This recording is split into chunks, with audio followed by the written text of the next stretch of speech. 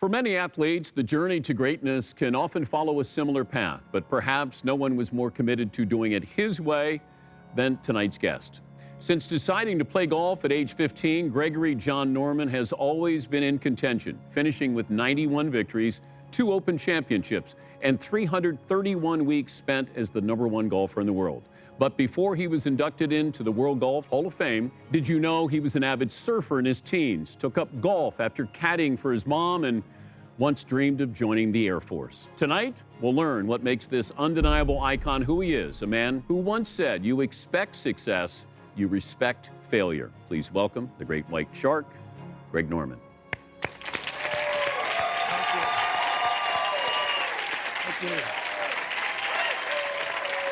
Thank you, buddy. Thank you, bud. Thank you.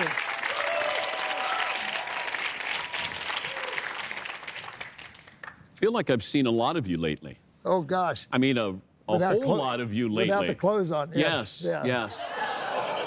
Yeah. Well, who saw the ESPN body issue? Yeah. There you go. How did that come about? I have a ranch in Colorado, and my wife and I go trail riding all the time in the wilderness country, and we'll be on the horses for 3, 4 days, 5 days at a time.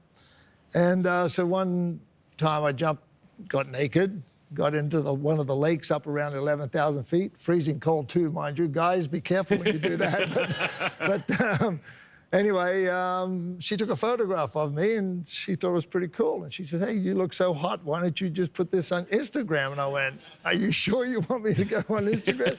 And that was one of the triggers that got everything going. You were born in the Outback, and then you moved close to the Great Barrier Reef. Right. So give us a sense of how different that is from the Outback to the Great Barrier Reef, and how that kind of formed your childhood. Well, I was born in a little mining town called Mount Isa in far western part of Queensland. And my father moved to a place called Townsville on the east coast on the Great Barrier Reef when I was 3 months old. So I didn't remember the Outback that much. And I grew up on the Great Barrier Reef. And that's where really I started to blossom as a child, an independent child, I would say that, because I would come home and I'd ride my horse bareback on the beach. I'd go surfing when the surf was up. I would go free diving as a kid with pulling a surfboard when I killed fish. I would put them on the back on the surfboard, and I would tow that around with a rope around my waist. And that's how I grew up. This is this idyllic life that you have. You're outdoors all the time, surfing, fishing, and you seem fearless as a kid.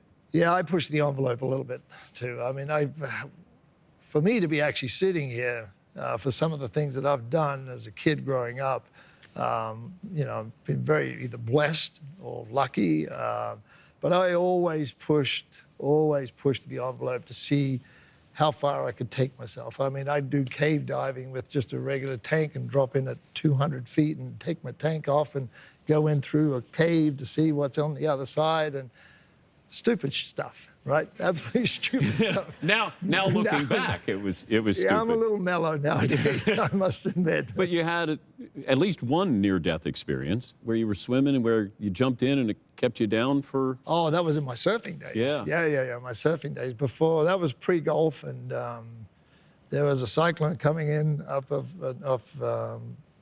way north, and was pushing this magnificent swell down this point called at Noosa Heads.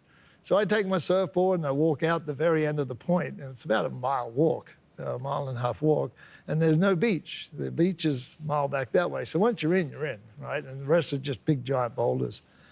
And I picked the wrong wave to ride, and I got wiped out. And in those days, we didn't have tethers, so my board disappears, and now I'm stuck out there. And by the time I got to the beach, I was exhausted. I was taken down to the bottom, which normally happens when you get thrown by a big wave. And it was just tumbling me down. And I actually got to the beach, and I said, you know, how I ever made it out of that, too. And I was exhausted. And I was a pretty fit guy, and I was done surfing for a while. How did that change you? Make you more aware. Pick your fights with the right wave, I guess. You know, I picked the wrong wave at the wrong time, and I was the only guy on that wave. And so everybody else was not paying attention. And once you're down, you're down. You're the dog eat You're dog in a world. washing machine. You're in a washing machine being thrown around, and nobody really, they're off surfing their own ways, right? So if you're off, you're off. So you had to fight for yourself. I talked to your lovely mom, Toyney, Mm-hmm. and I said, what kind of relationship did Greg have with his dad? And she said, you'll have to ask him. Why would she say that? Because it was strained. Like I said, my father had his own business. So when I said to my father one day that, first of all, I wanted to join the Air Force and be a fighter pilot and turn and burn and shoot down bad guys, he couldn't grasp hold of that. And when I went into the recruitment office and I decided not to join the Air Force, I didn't sign on the piece of paper. It was that close? It was that close. He was kind of pissed off with me because he wanted me to go somewhere. And he said, well, what are you going to do? And I said, I think I'll play golf. And he looked at me like I was an idiot, right? Because at that time I was like a nobody golfer. I was still an amateur golfer, but that was my passion. I saw something, I felt something, I didn't know what it was. So I walked out of the recruitment office and I chased my dream of being a golfer. And at that stage, I was probably about a 27 handicapper, something like that. And, my dad was pissed. Like I said, he was like, you crazy? You're walking away from a job, you're walking away from a career, blah, blah, blah, blah, blah. Did he think you were a slacker? I don't. Like you weren't taking life seriously? Probably a slacker like that, yes. He probably thought that I didn't have my senses about me. And I had no guidance. I was making the wrong decisions for the wrong reasons. But your mom plays golf, and you caddy for your mom. Your mom's a pretty good golfer. Yes, she was at that time. She was like a 3 or 4 handicap at that time. But you don't have anything else to do. You're 15 and you go caddy for mom. That's right. The first time I caddied for her, the first time I actually was on a full 18-hole golf course, she had finished in the last 4 holes like out, back, out, and back, right? So while she was in there having a cup of tea with her friends, I took her golf clubs. And I was playing down with these tiny little clubs, and I got the bug bit me. My first score was 108. And like I said, my handicap was 27, and in 18 months, I was scratched. And your mother was supportive of you making golf a career? Very much so, yeah. Yeah, she knew that I was extremely passionate about it because there was nothing that was going to stop me with golf. Once I got down to scratch, I knew I was beating other players on such a regular basis. She knew that nothing was going to stop me. So she gave me full rein, full support, and just said, go chase your dreams. And for those who play golf, to go from 27 to scratch in 18 months is amazing. But there had to be something that just clicked where you got it. I think it had a lot to do, quite honestly, Dan, was my surfing ability. When you stand on a surfboard, you plant your feet on the ground. You're not tight, but you're firm, right? But everything, your whole body makes these tiny little adjustments as that board bounces around the wave. You pick up speed, you cut in, you drop in. And it's no different in the game of golf. When we get on uneven ground, right, and your toes might be a little lower than your heels, or your heel might be a little lower than your toes, or left foot down and right foot up. As you make that golf swing, there's tiny little motions of your body's making that adjustment, the tiny little proprioception moves that you can actually make a little adjustment here or there, and we consistently hit the center of the golf club no matter what the situation, and even on a windy day, and how you can keep yourself balanced. So there was a lot of similarities to surfing to golf, and that's why I think I actually picked up the game of golf fairly quickly, because my body was very aware of where it was in space at any given time. Did you care about school? Oh, no. Absolutely not. Okay. No, I tell you what happened with the school. My father used to give me the business because my study was 2 books by Jack Nicklaus, Golf My Way and 55 Ways to Play the Game of Golf. Instead of reading chemistry and physics and doing my math, I was reading how to play the game of golf. So I got through school, but I didn't get through school the way I wanted. Should have gotten through school. My father was a brilliant man. He had his own engineering business, and he really wanted me to follow suit, but that was never going to take place in my world because I was, like you mentioned, I was an outdoor guy. I wanted to push myself to the limit. There was nothing that was going to deny me the capability of learning something new. I got my motto today called Attack Life, and I really pursued that since I was a knee-high to a grasshopper. When did you set your goals in the golf world? Oh, when I got a 27 handicap, I wanted to break 100, then I wanted to break 90, then I wanted to break 80, then I wanted to break 70, and then I wanted to break 60, you know, all that stuff. These goals get pushing. And I set goals on a daily basis. I'd wake up in the morning, even to this day, I wake up in the morning and I stare at myself in the mirror and I say, what's going to happen ahead? What's ahead of you today? Wait, you're having an actual conversation in the mirror? Oh, absolutely. Absolutely, I do. To this day. What's your wife say when she hears these conversations? I don't do it in front of other people, but for sure I do, absolutely. And when I play golf, I had a little man inside me. I always talked to him. I said, hey, little man, where are you? What the fuck are you doing? You know, I like pull him out. Hey, little man, you asleep. Hey, little man, But what do you want from a little man? Well, anything you want. If you get really excited or you get really aggravated, you say, hey, little man, calm yourself down. Or, hey, little man, pick yourself up. You're flat today. You know, why are you flat today? So you have all these conversations going today, and I'm still doing it today. And I think it's probably been one of my great personal assets to have inside, that I am so honest with myself, and if I do something wrong, I'm actually stripping myself down like the ESPN body issue, and I want to completely understand what I did wrong and what can I do to improve on my mistakes. Because when I played golf, Dan, it wasn't my good shots that I practiced all the time. It was my bad shots, my weakness, that I wanted to make a strength. You get ready to join the PGA, but explain what the PGA was back when you're joining it, because I think people think, oh, it's the PGA Tour. But you had to go through an awful lot to become a professional golfer. Yes, I did. Actually, in my day, you couldn't just say, I'm going to be a tournament player. In my day, you had to go through the Trainee Professional Golfers of Association. In other words, I was an assistant pro. Apprentice? Apprentice, yeah. I was an assistant pro in a pro shop for 3 years, the course was. And you had to learn retail, which was a big asset for me today because of my clothing business and the beef business and all that stuff that we're in. So we had to learn that. I was bored to death, right? So I hated it, but I had to go through the process. So I asked the Australian the PGA if I could accelerate my 3-year course and do it in first year.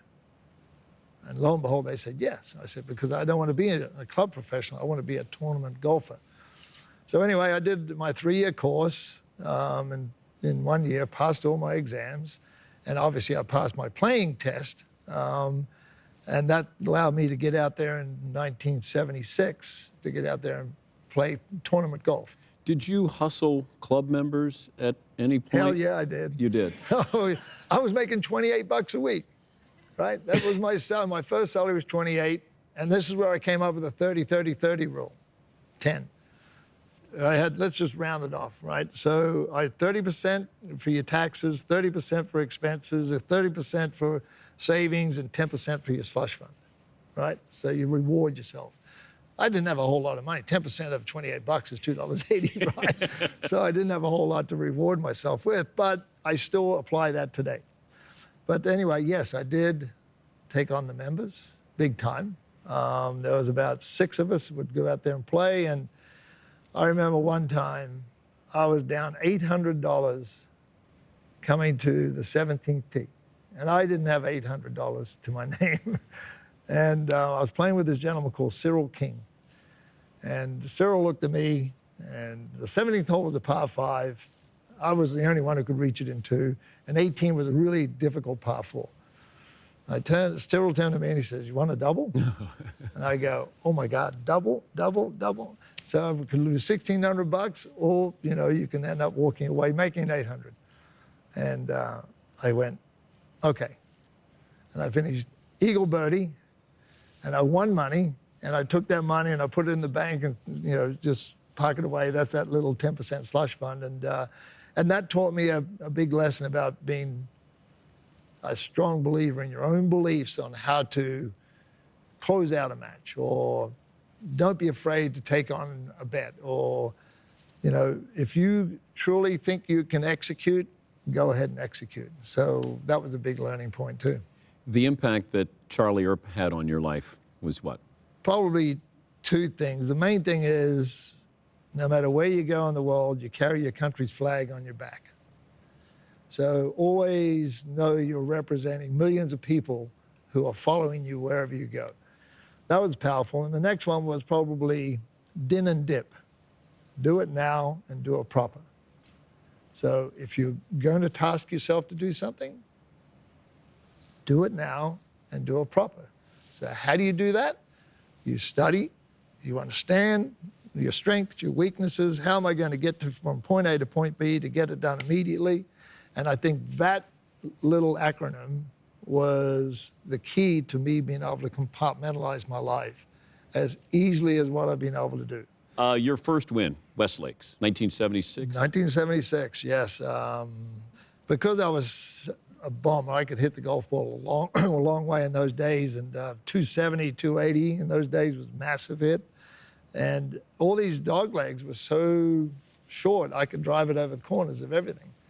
And because I was such a straight driver of the golf ball, I just drove the ball everywhere I could drive it. I was driving on front of the greens, beside greens, and I, after 3 rounds, I had a 10-shot lead. And everybody's like, who is this blonde guy who's, taking this golf course to pieces? And I beat a pretty strong field of American players and some of our top Australian players at the time. And so I went on and won easily. Who are you on the golf course?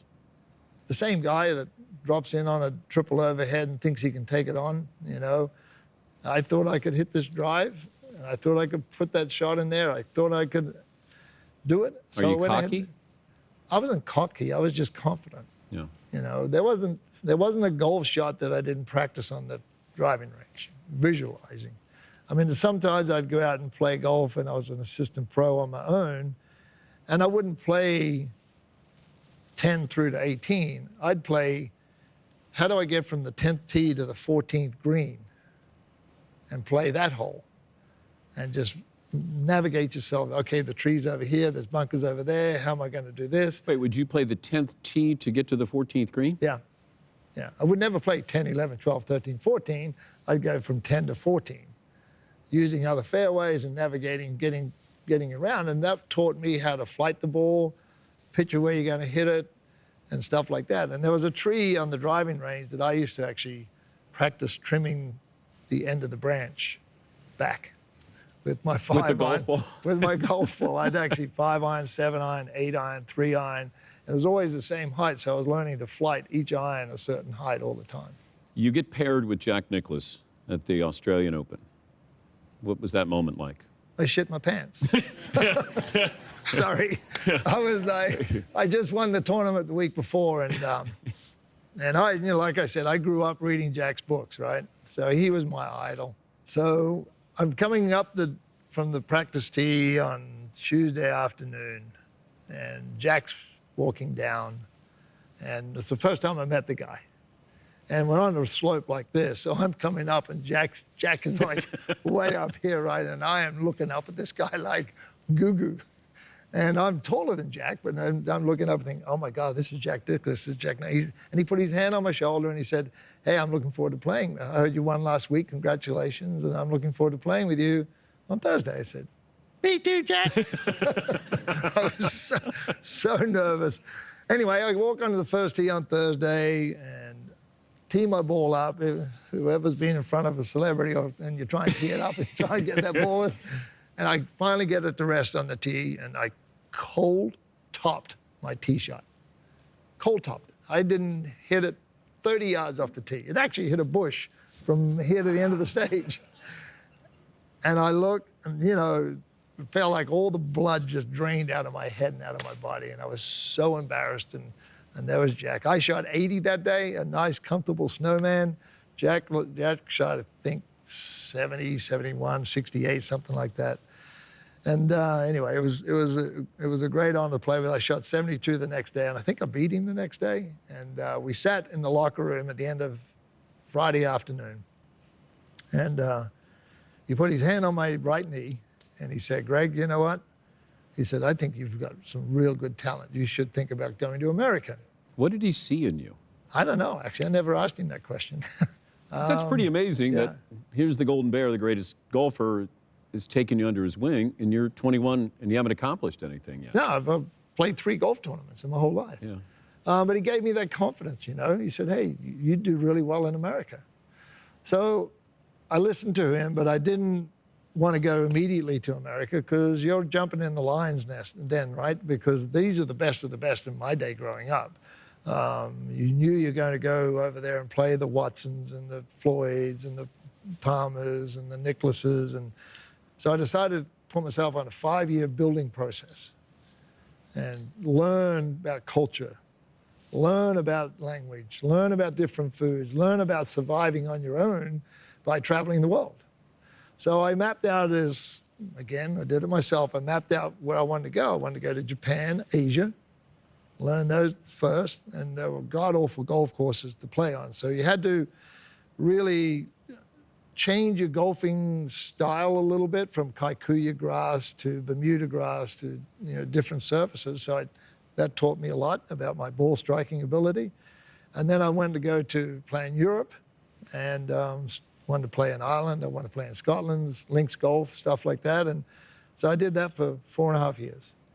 And I knew, because of my success rate of winning was just getting a little bit higher. When I decided to go to America in 1981, I was ready to go to America in 1981, and boom, there we go again. This is what it looked like, Greg's first win. And now Norman trying to finish up his par. En route to his first PGA Championship.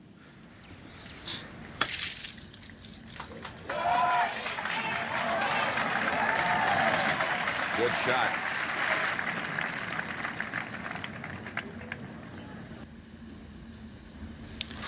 Ray Norman wins the Kemper for 1984 at Congressional.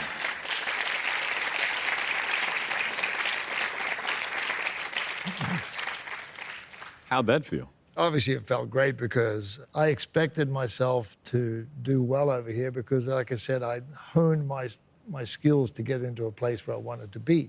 And I wanted to play in America. You win your first. Now what are your goals? I just keep winning. Obviously the next one is to win a major championship. And I guess from my stubborn side, I probably try to do everything myself. Why didn't you reach out for help? I don't know why I didn't. I don't know. I just was such a determined person myself. I figured I could do it myself without anybody else's help. And maybe it had a little bit to do with my dad too, where he wasn't there when I needed him, where he could take you to the golf course and he could teach you about attitude and life's principles. It doesn't matter whether you're in sport or in business or in life in general. We all have valuable Same principles input. Same principles apply. And when you're, I was on my own, basically. And so I had to make those decisions myself, and I had to, I failed on some of the decisions, and failure to me is the great teacher of success in the future. So the more I failed, the more I learned, the more I became successful. So you finished runner-up the U.S. Open '84. You're #1 in the world, but you haven't won a major. So how are you processing that going into Augusta that year? I never really was one to listen to the media, quite honestly, as much as everybody, you pick up a paper and you pick up magazines and everybody wants to talk about, you're the best player in the world not to win a major. I was determined to do it, but I didn't put a timeline on myself. So I just thought one day it was going to happen, for sure. So '86, you're leading. After 3 rounds, you go into the final round. You have a chance to tie Jack Nicklaus or beat Jack Nicklaus, depending on what happens on 18. And this is how it played out. Well, destiny will take its stand right now. A bear and a shark tied. Are we safe? Well, as long as the bear doesn't go in the water. Look out right side. Look out right gallery. Greg Norman is far right, over behind the bunker. 5 birdies all day. This for par, however.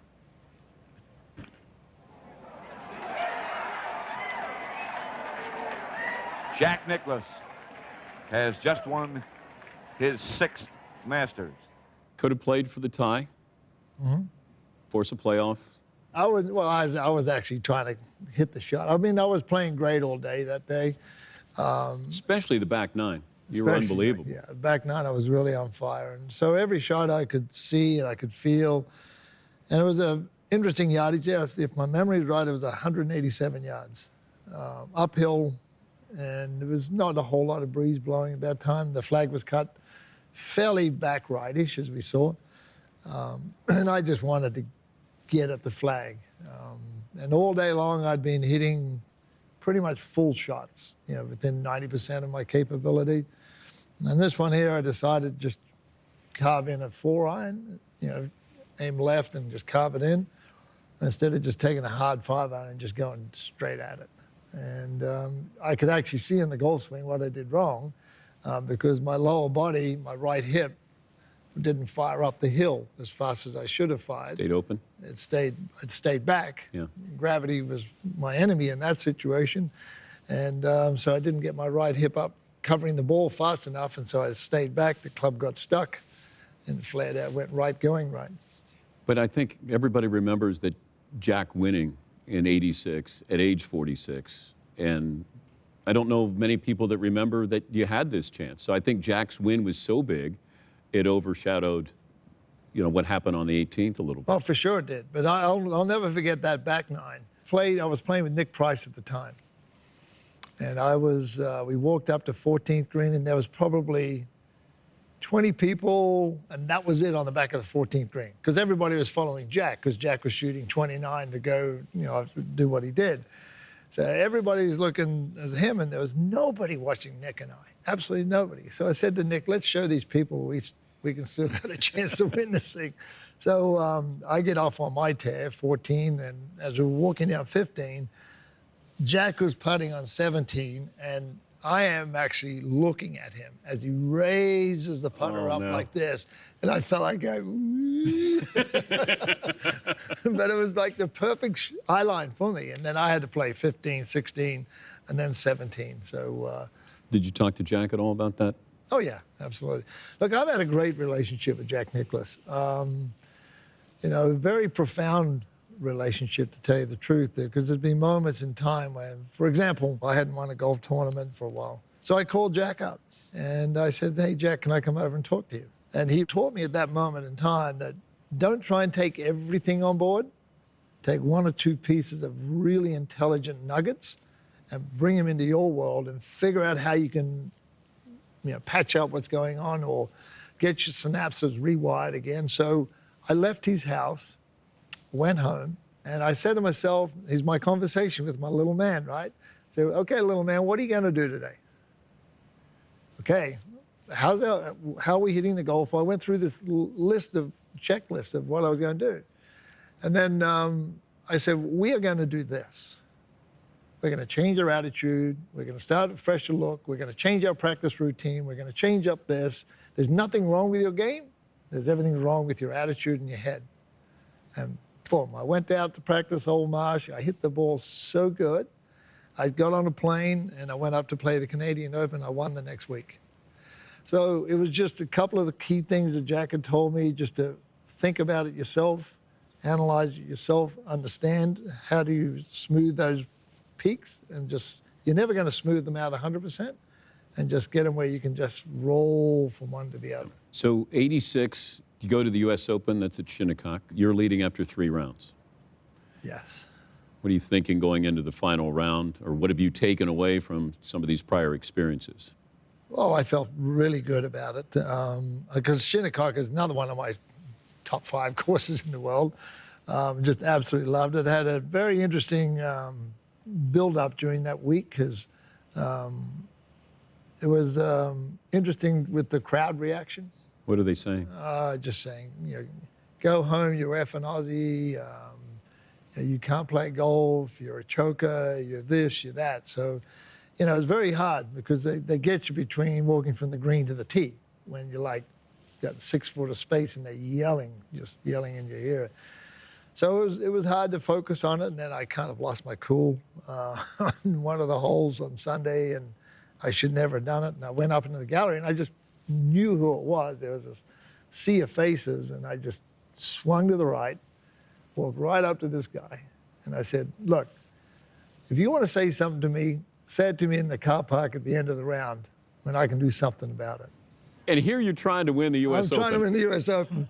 And, you know, I broke the code of, you know, the sporting code of golf. I should never have done it, but it was just, I just had enough, right? I didn't win it. Raymond Floyd won it.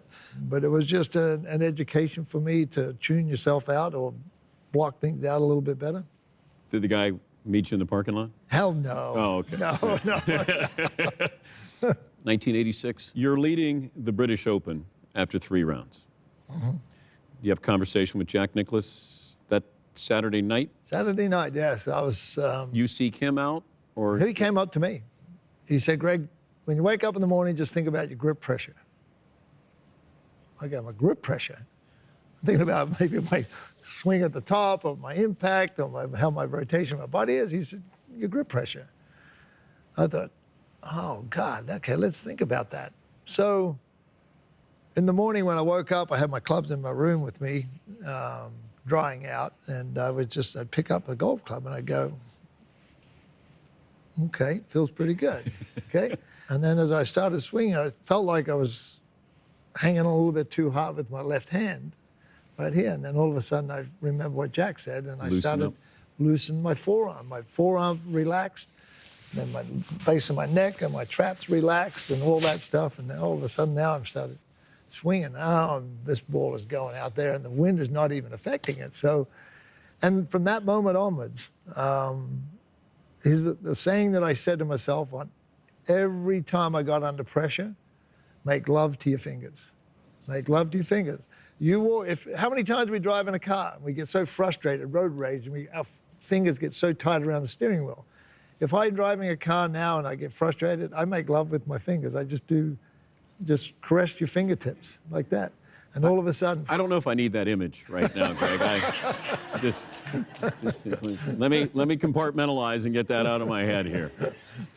So after the conversation with Jack Nicklaus, loosened the grip, and this is how it played out for Greg Norman. Now the man of the moment, Greg Norman. Well, he's had his share of disappointments over the last few seasons, but this looks like being it. Come on now. Good grandstand finish.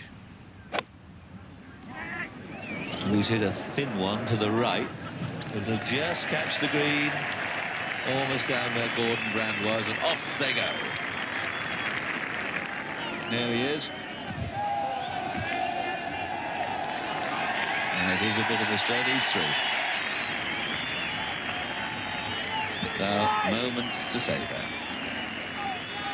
The final one, hopefully for Greg Norman. Yes, well done. He's done it at last. Greg Norman, 69. And great stuff. The champion for 1986.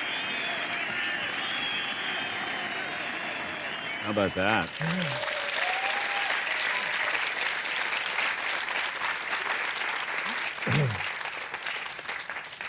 I still have all those sweaters that I wore. Oh, yeah. Friday, Saturday, Sunday. I kept them, actually. Excited? Relieved? How would you describe that feeling? You finally won. I was relieved to get through the gallery, I can tell you that. It was crazy then because everybody's smashing on the back and congratulating you, obviously, and people's exuberance. You could feel it. So once it all happened, Jack was the first guy to come down and congratulate. He came out of the TV tower and first, when I hadn't even signed my scorecard, he reached down and congratulated me by the stairs. And so, yeah, definitely relieved. There's no question about it. You practice for those moments. You just hope those moments come. You hope they continue to come. But then you realize that I looked at the scoreboard and then just to remember who was on the board. And it was like the who's who were right behind me, knocking on the door, the Faldos, the Zollas, I know Gordon Brand was up there, but the Woosnams of the world. I mean, it was just, they all want to win them too. And if you can come out ahead of them a few more times than they can of you, that's what it's all about. What'd your dad say? Oh, my dad was proud of me, for sure. Obviously the TV cameras in Australia, go over to their house in the morning because it's the wee hours of the morning. And, my dad was, you could tell he was proud. And you could tell at that time that he realized my decision 12, 13 years earlier to chase that road to get there was really the right decision. To hear him on the phone when I could get onto a landline to pick it up and talk to him, he was choked up. 1986 PGA, leading after 3 rounds again. Yes, you're bringing up some really good stuff here. Well, okay, but this brings me to a point that I think is lost on people. You had a chance for the career, you had a chance for the Grand Slam that year. You were playing well enough, you could have won all 4 majors. But I think the focus is always on what you didn't do. And I think that's the unfortunate part of this, that we do, in our society, we focus on a bottom line, did you win or did you lose? You gotta be in contention to lose.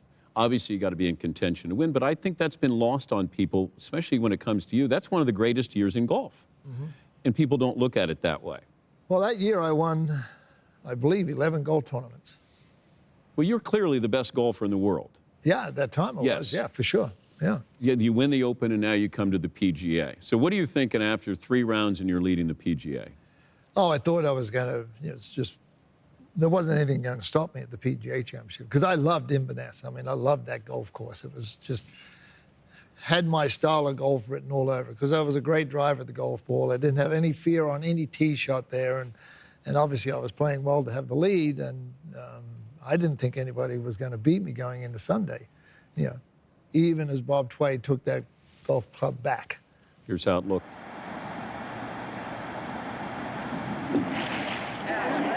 Bob Tway out of the bunker. It's in the hole! It's in the hole!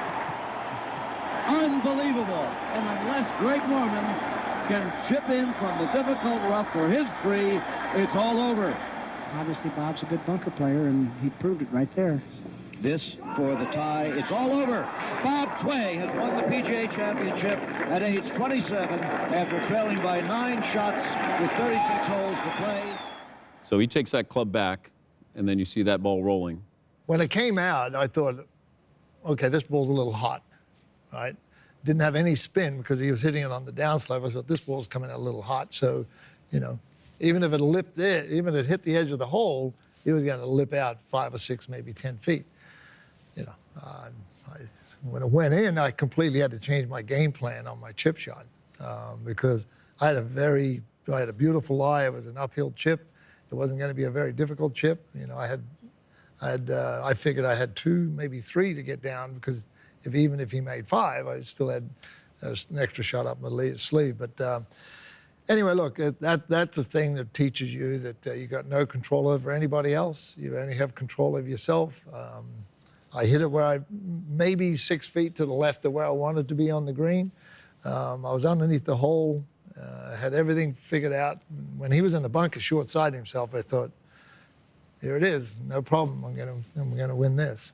But you regroup yourself and you get yourself together and you go from there. Compartmentalize. Compartmentalize, yeah. Over the next 3 years, you have 19 wins. You're a mainstay atop the money list. You're #1 in the world for an incredible 130 of the next 132 weeks. That's right. In the mid-'80s to the mid-'90s, for that 10-year period, we probably had a dozen guys all vying for the best player in the world, #1 in the world. No matter where we went in the world, and no matter what golf tournament we played in outside the majors, there was probably 4 to 6 to 8 of us in those events. So every time we went somewhere, we were competing against 6 to 8 of the top 10 players in the world, the top 12 players. So every time we played, we had to pull our socks up and we had to play golf. You couldn't go in there and just, okay, I'm here, I'm going to get my appearance money, I'm going to disappear. You actually worked each and every golf tournament you played, and we pushed each other. We really, really pushed each other. How important is the second major to you? It was important, yeah. Because I'd come close a couple of times, then I went through that little downward spiral spell, and so, winning one is great. Winning two is wonderful. Winning three, and the more you want to build on it. And then in 1991, you hit a wall. You've hired Butch Harmon, hired a nutritionist. Like, this is like Greg Norman 2.0. Like, you all of a sudden this is a different person, different player. Different player, and that's when I started getting into a fitness routine, and started listening to what my body was telling me and understanding what my body really wanted. Took me a while, so I brought on a full-time trainer, a gentleman called Pete Drahovich, and we worked extremely hard together. And Pete didn't know golf, which I wanted, right? I wanted to teach Pete what I wanted my body to do. And then Butch Harmon came on board. I was struggling a little bit, and changed my coach, changed my philosophy with that, and boom, there it is. And how would you describe that feeling that you're back to being the best player in the world? I wasn't really playing to be the best player in the world. I was playing to be the best I could be. A big difference. I knew if I performed well in all aspects of my life, on and off the golf course, I was always going to be the best I could be. I never wanted to be number one. It just happened. So when I went into '93, that was an interesting year, because I didn't like the golf course at all. It was typical me. I mean, I went to play golf courses that I loved to play. Royal St. George just never suited my eye, because you couldn't see where you were going. Because if anybody played there, it's a classic links golf course, but it never really suited my eye. So when I got there, I didn't have a whole lot of high hopes. And when Sunday came along, remember I made that comment about the steering wheel and making love to your fingers? I was driving a Rolls Royce. Rolls Royce had given me a car that week. I didn't buy the Rolls Royce. Rolls Royce gave me a car that week. So I'm driving this car, and I'm actually driving the car, and I'm doing this on the steering wheel the whole way from where I was staying. Was about a 40-minute drive. I'm doing this. And by the time I got to the golf course, I was like, oh man, I'm so loose. It's ridiculous. And so that's how I started off the Sunday. You needed a cigarette after that moment there with your steering wheel. Yeah, exactly. This is how it played out. It's hard not to get excited, but Greg Norman's been on this road so many times.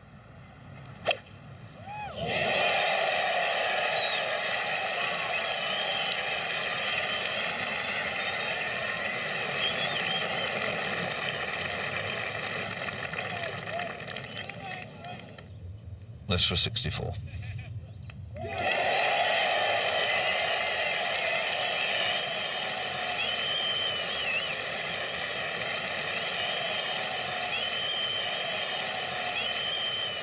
Not a bad closing round, 64. 8 birdies, 64. That's how you win a major. Yeah, when I walked to the first tee, I knew I was, the battle was ahead, because Fowler was in the group ahead of me. I was played with Langer, obviously. Couples was there, Ernie Els was there, Price was there. And when I looked up at the leaderboard, because you get a feel of, I always want to understand how the play was happening that day. See scores? See scores, see the whole location, stuff like that. And you could see everybody was, the who's who were there, and everybody was shooting low. And I walked to the first tee, and I said, you better go low today or somebody's going to lap you. And it's easier said than done, right?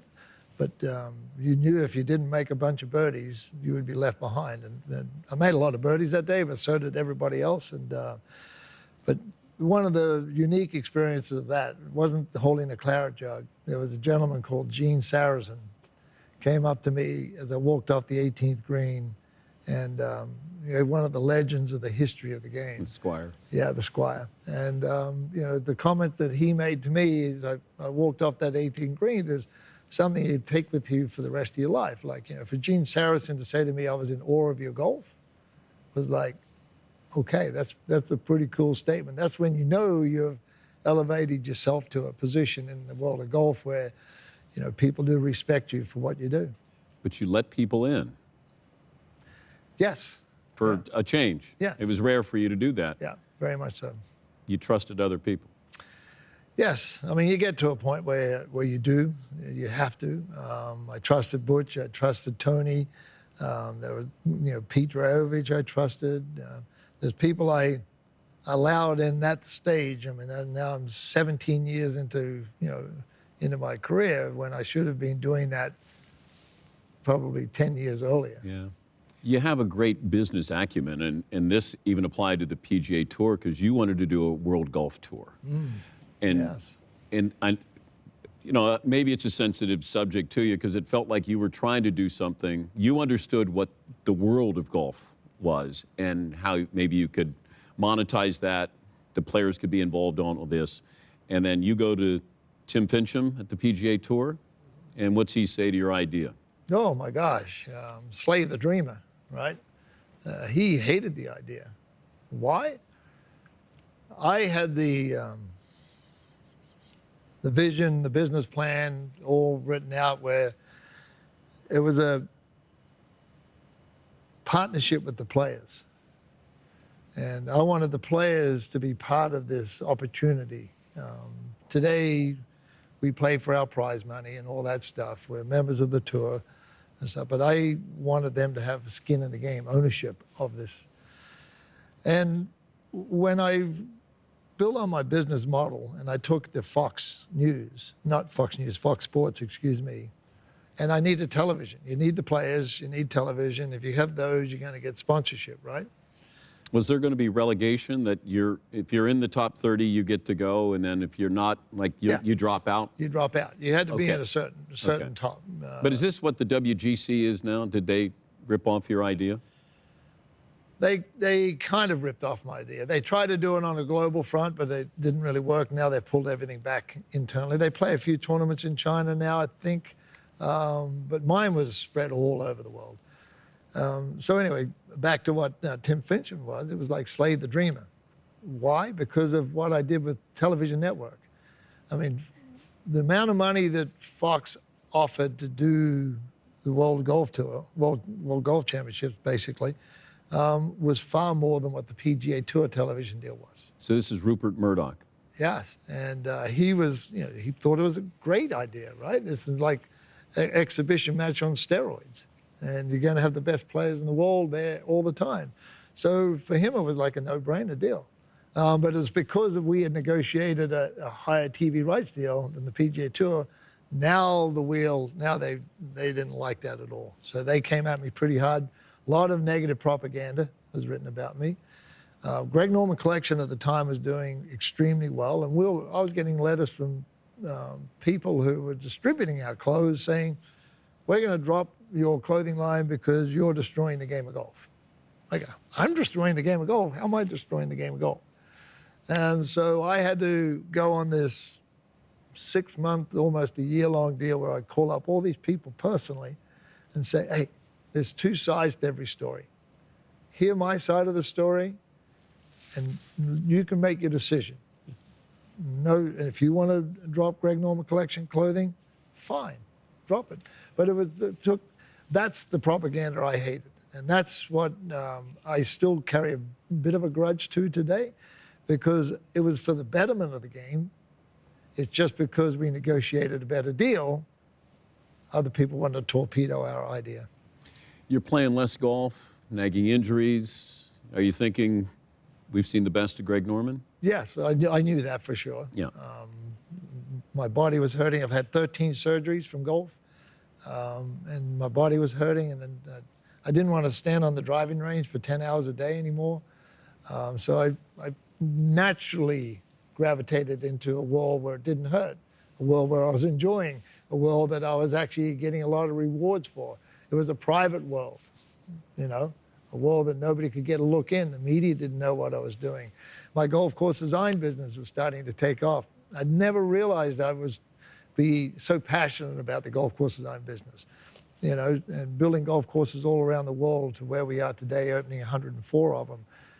All these things that were just happening at the same time over here, working with some fantastic people in my office, and all of a sudden, I was enjoying it, and I wasn't enjoying it over here. So I just quietly rode off into the sunset. I never retired from the game of golf. I never said I quit. I just quietly rode off in the sunset, and here I am. But you got to 1996 at the Masters. How are you feeling physically going into that? I was hurting. My back was hurting. I had bad hip, I had bad back, just from all the rotation and hitting the ball as hard as I hit it. I was feeling pretty good, but I knew there was something not right with my golf swing, and I couldn't put my finger on it. Butch couldn't put his finger on it. You know, I was working the work to try to understand it, but I couldn't get it. Even though I played well, I got to myself, put myself in a position. So you're surprised you're playing that well those first 3 days? Yes, I was actually, because I just didn't feel like my normal golfer body me. What was said the night before with you're around friends, you're leading by 6 shots?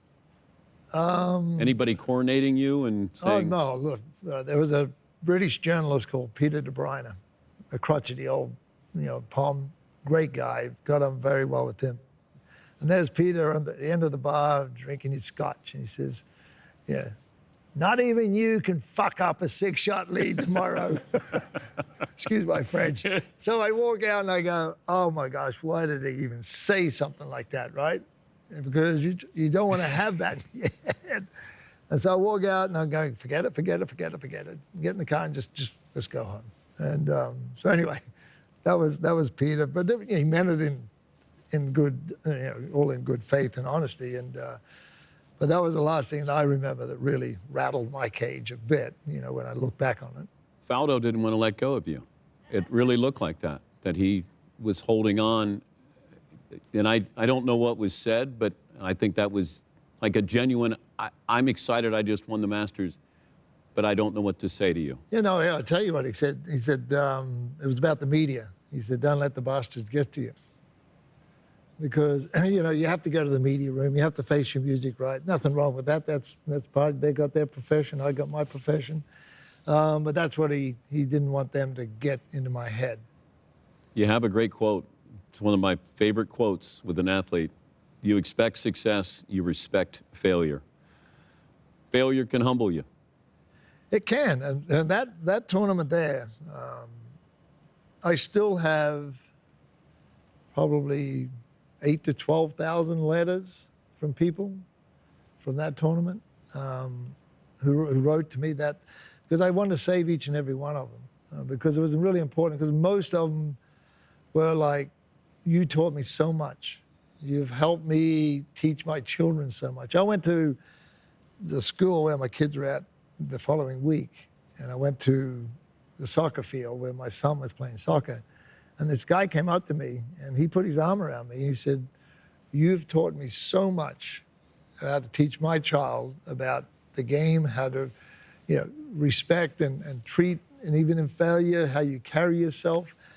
So I actually won that golf tournament in a lot of ways because I learned so much from the outpouring from people around the world. They wanted me to win. People wanted Nick to win too, but at the end of the day, from that moment onward, my life changed. Why don't you still play? People love you. The way I'm fit today and my flexibility, if I decided to go out and start hitting balls for the next 3 to 6 months, I think I could get out there and compete again, but I just don't want to do it. What's next for you? I would love to instill a little bit of the experience and knowledge that I've developed, whether it's through failure or whether through success. I see great players today on TV making fundamental mistakes, and it just irks me, where I just want to jump through that TV screen and just say, hey, you crazy idiot, this is what I can help you, I can help you, I can help you. But, But imagine if somebody wanted to do that to you back when you were playing. Jack did. Jack Nicklaus did. But that was the one guy you could listen to. Yes. There were other players, too. Raymond Floyd was a great one. Tom Watson. His great comment to me, once you bite that snake's head off, that snake's dead forever. That's all he had to tell me. Nothing about my golf swing, anything like that. It just get whatever demons in your head, bite that head off and throw it away. So, when he told me that, I had a couple little things I used to do mentally. When I wore a hat, I used to squat down on the side of the green, close my eyes. No, the TV couldn't see you because of the hat. And if I was in such a bad mood, there'd be 2 things I'd do to myself. I'd take my thumb and I'd shove it underneath my rib cage. And it really hurts, by the way. really hurts as hard as you can to take all that pain and just take that, everything bad you got in your head, and it'll come out in here, and then you go, okay. And the other one was I close my eyes, and the old toilets with the chain on it, I would close my eyes and I'd pull the chain and I'd flush all the shit out of me. Mentally picture everything bad in my body, I would just dump it right out there and then, and my body would go, done. So just little things like that that I would do. Damn, I'm learning a whole lot about your bodily functions here. I'm learning a lot. All right, I got some fun questions here.